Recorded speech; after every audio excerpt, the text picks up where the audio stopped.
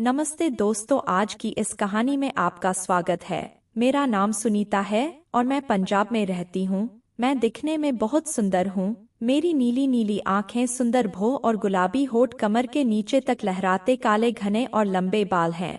55 feet की height है और मेरे कोमल शरीर पर जगह जगह पर एक से बढ़ के एक प्राकृतिक सुंदरता उभरी हुई है और मेरे इस शरीर के उतार चढ़ाव को देखकर कोई भी मर्द या लड़का अपने ख्यालों में पूरी तरह से खो जाएगा।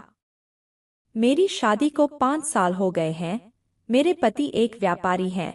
पैसे की वजह से वे अपनी पसंद की कोई भी चीज लिए बिना नहीं रह सकते, चाहे वह कोई चीज हो या कोई महिला हो या लड़की। जिसे भी वे पसंद करते उसे किसी भी तरह हासिल करके ही रहते हैं और उसके साथ संबंध भी बनाते हैं। मेरे पति घर पर कम और बाहर ज्यादा समय बिताते हैं, इसलिए वे घर में ज्यादा नहीं रहते।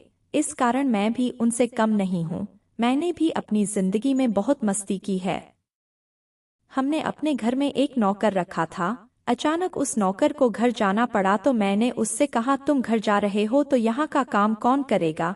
उसने कहा, मालकिन आप चिंता मत कीजिए, मैंने अपने बेटे को बुला लिया है और वह मेरी जगह काम करेगा। मैंने पूछा, उसे काम करना आता है? वह बोला, मालकिन मेरा बेटा बहुत अच्छा काम करता है। गर्मी की छुट्टियों में उसका बेटा गांव से हमारे घर आ गया। अब वही लड़का घर की साफ सफाई, झाड़ू लगाना, बर्तन धोना या कोई भी दूसरा काम करता। हमारे घर में खाने पीने का अच्छा इंतजाम था। किसी पर कोई रोक टोक नहीं थी। खाली समय में वह अक्सर हॉल में बैठकर टीवी देखता। एक दिन मुझे एक पार्टी में जाना था। रात में मैं पार्टी से बहुत देर से वापस आई और उस रात मैंने बहुत शराब पी ली थी, इसलिए सुबह देर तक सोती रही। मैं करीब 11 बजे उठी। उस समय कमरे के पर्दे अभी भी बंद थे, जिससे मेरा कमरा अभी भी रात जैसा अंधेरा ला रहा था। मैं थोड़ी देर और सोई, फिर उठकर बैठ गई। मैंने नौकर को आवाज लगाई और उसे बुलाकर चाय लाने के लिए कही। फिर मैं रिमोट उठाई और टीवी चालू की। रात को सोते समय मैं अक्सर टी शर्ट और पायजामा पहनती हूँ, कभी कभी लोअर भी पहन लेती हूँ। मैं बाथरूम में जाकर हाथ और मुंह धोकर वापस आई और बिस्तर पर लेट गई। तभी वह नौकर चाय की ट्रे लेकर मेरे कमरे में आया और ट्रे लेकर मेरे बिस्तर के पास खड़ा हो गया। वह मेरी तरफ एक टक देख रहा था। मुझे लगा कि अब लड़का बड़ा हो गया है, इसलिए उसे किसी औरत की तरफ देखने का मन करता होगा, लेकिन मैंने उसकी तरफ ध्यान नहीं दिया। वह देख रहा है तो देखने दो, मेरा क्या कर लेगा वह। फिर मैं चाय पीने लगी, लेकिन वह मेरे पास खड़ा रहा। मैंने उससे पूछा, क्या हुआ, तुम्हें कुछ कहना है? उसने कहा, नहीं। मैंने कहा, तो फिर यहाँ क्या कर रहे हो? फिर वह तुरंत चला गया। कुछ देर बाद मुझे लगा कि मुझे उसके साथ ऐसा बर्ताव नहीं करना चाहिए था। मैं उसके बारे में सोचने लगी, उसे बुरा तो नहीं लगा होगा। मैं चाय लेकर बिस्तर पर लेट गई और रात की पार्टी याद करने लगी। पहले मैं सीधी लेटी, फिर उल्टी होकर लेट गई। मैं अपने ही ख्यालों में खोई हुई थी। तभी उसने फिर से दरवाजा खोला और अंदर आ गया। चाय का कप उठाकर उसने मेरी ओर देखा। वह बस मेरी तरफ देख रहा था। उसके मन में क्या चल रहा था यह मुझे मालूम था। मैं भी उसकी ओर देखी और इस बार उसकी हालत मुझे पहले से भी ज्यादा अजीब लगी। उसे थोड़ी शर्मा रही थी, लेकिन फिर भी वह चोरी चुप के मुझे देख रहा था। मैं ऐसी लेटी थी कि मेरा शरीर दिख रहा था। मैं भी जानबूझकर उसे अपना शरीर दिखा रही थी, क्योंकि मैं अपने पति से बहुत जलती थी। मेरा पति हमेशा किसी ना किसी लड़की के साथ होता था, इसीलिए मैंने सोचा कि इस नौकर को अपने जाल में फंसा लूं। फिर मैंने उसे जानबूझकर अपने कमरे की सफाई करने को कहा। उसने कहा, मालकिन मैंने पहले ही सफाई कर दी है। मैंने उसे चिढ़ाते हुए कहा, क्या तुम सच में सफाई कर दिए हो? और मैंने मजे लेते हुए कहा, तुमने सफाई कहाँ की है? यहाँ इतनी धूल दिख रही है। वापस जाओ और फिर से सफाई करो। फिर वह चला गया और कुछ देर बाद सफाई का सामान लेकर वापस आया और कमरे का फर्नीचर साफ करने लगा। मैं टीवी देख रही थी, लेकिन मेरा पूरा ध्यान उसी की तरफ था। मैं यह जानना चाहती थी कि उसके मन में क्या चल रहा है, वह मेरी तरफ क्यों देख रहा है। मैंने उससे पूछा, तुम गांव में क्या करते हो? उसने कहा, मैं गांव में बच्चों को पढ़ाता हूँ। फिर मैंने पूछा, क्या तुम सिर्फ पढ़ाई कराते हो या कुछ और भी करते हो? उसने जवाब दिया, मैं शाम को अखाड़े जाता हूँ। मैं हंसी और उससे कही, तो तुम पहलवान हो? फिर मैं मजाक में बोली, तुम्हारे शरीर को देखकर तो नहीं लगता कि तुम पहलवान हो। उसने कहा, कुश्ती में शरीर नहीं बनता, ताकत आती है। मैंने अभी अभी शुरू किया है। फिलहाल मैं सिर्फ अखाड़े की मालिश करता हूँ, ट्रेन साफ करने और गायों का दूध निकालने का काम करता हूँ। मैंने पूछा, क्या तुम्हें मसाज करना आता है? उसने कहा, हाँ, मैं बहुत अच्छी मसाज कर लेता हूँ। उस्ताद जी सिर्फ मुझसे ही अपने मसाज करवाते हैं। मुझे लगा कि ब्यूटी पार्लर में मैंने बहुत सी औरतों से मसाज करवाई है, लेकिन किसी मर्द से कभी मसाज नहीं करवाई। मुझे लगा कि अगर यह मुझे मसाज करेगा तो कितना आराम मिलेगा। मैंने उससे पूछा, तुम्हारा नाम क्या है? उसने कहा, मेरा नाम मोहन है। मैंने उससे कहा, मोहन, क्या तुम मेरी मसाज कर सकते हो जैसे तुम अपने उस्ताद की करते हो? यह सुनकर वह शर्म से लाल हो गया और कहने लगा, मैडम, मैं आपकी मसाज कैसे कर सकता हूँ? आप एक महिला है।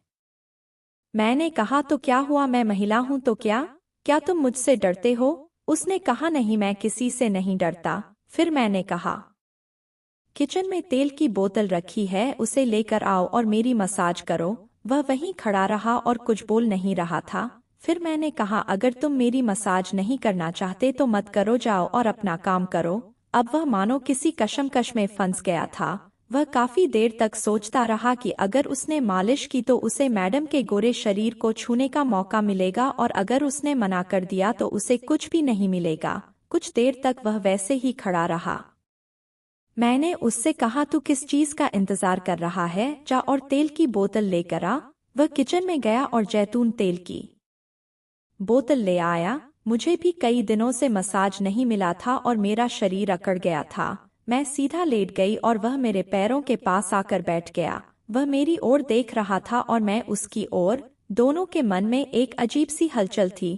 मैं सोच रही थी कि मेरे शरीर की मालिश करते करते वह अपने पर काबू नहीं रख पाएगा और मेरा काम हो जाएगा। इतने जवान लड़के के साथ मैंने पहले कभी मसाज नहीं करवाई थी। मुझे भी थोड़ा अजीब लग रहा था कि क्या वह यह सब कर पाएगा। वह तो जवान है, लेकिन क्या वह पूरी तरह से एक आदमी बन गया होगा या नहीं? वह भी शायद इसी तरह कुछ सोच रहा होगा। वह सोच रहा था कि वह मैडम के गोरे शरीर को कैसे छुए। अगर उसका हाथ मैडम के गलत हिस्से पर लग गया तो क्या होगा?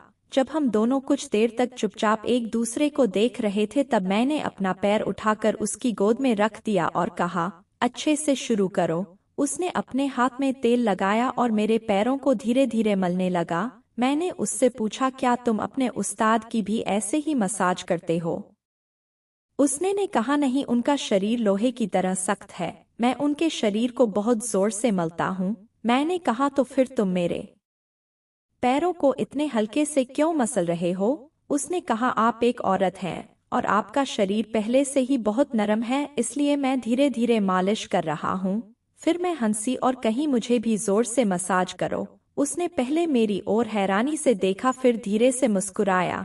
उसकी हंसी में थोड़ी सी शर्म और कुछ बड़ी उम्मीद थी। मैंने कहा, हाथ पैर नहीं, ऊपर तक मसाज करो। उसने अपने हाथों पर तेल लगाया और मेरे घुटनों की मसाज करने लगा। ऐसा लगा मानो उसके हाथों में जादू हो। मेरे पैरों में बिजली सी दौड़ गई। उसे भी शायद यह महसूस हुआ होगा। फिर मैंने अपना दूसरा पैर उसके सामने रख दिया। उसने वहां भी घुटनों तक तेल लगाया। फिर मैंने उससे कहा, क्या तुम बस घुटनों तक ही तेल लगाओगे, आगे नहीं जाओगे? फिर उसने अपने हाथों पर तेल लिया और मेरी जांघों की मालिश करने लगा। जैसे ही वह मेरी जांघों की मालिश करता, उसके हाथ मेरे संवेदनशील हिस्सों को भी छू रहे थे। जब उसने उन हिस्सों को मसाज करना शुरू किया तो उसके कांपते हाथ मुझे साफ महसूस हो रहे थे। वह बहुत डरते हुए ऊपर की ओर बढ़ रहा था। मैंने उसका हाथ पकड़कर अपनी कमर पर रख दिया और कहा, यहाँ तक मेरी मसाज करो। वह मेरी कमर की मसाज करने लगा। उस समय मुझे ऐसा लग रहा था जैसे मैं 7वें आसमान पर पहुंच गई हूँ। वह मसाज करते हुए 1 घंटे से ज्यादा समय बीत चुका था। फिर उसने मुझसे कहा, मालकिन, क्या मैं आपको एक बात कहूँ, अगर आपको बुरा ना लगे? मैंने कहा, बोलो। उसने कहा, मैडम, आप बहुत सुंदर लगती हैं। मुझे लगता है कि आपको मेरे साथ डांडिया खेलना चाहिए। मैंने कहा, लोहे तो गर्म है, अब देर किस बात की, चलो शुरू करते हैं। उसने भी देर ना करते हुए शुरुआत कर दी। तो दोस्तों, उस दिन मोहन ने मुझे बहुत अच्छी मसाज दी और मुझे बहुत मजा आया। तो दोस्त, तो यह थी हमारी आज की छोटी सी कहानी। आपको यह कहानी कैसी लगी कमेंट करके ज़रूर बताएं। अगर आपको यह कहानी पसंद आई हो तो इसे लाइक करें और अपने दोस्तों के साथ शेयर करें। आगे भी ऐसी ही रोमांचक कहानियों के लिए हमारे चैनल को सब्सक्राइब करें और बेल आइकन दबाना ना भूलें ताकि आप हमारी कोई भी कहानी मिस ना करें। धन्यवाद।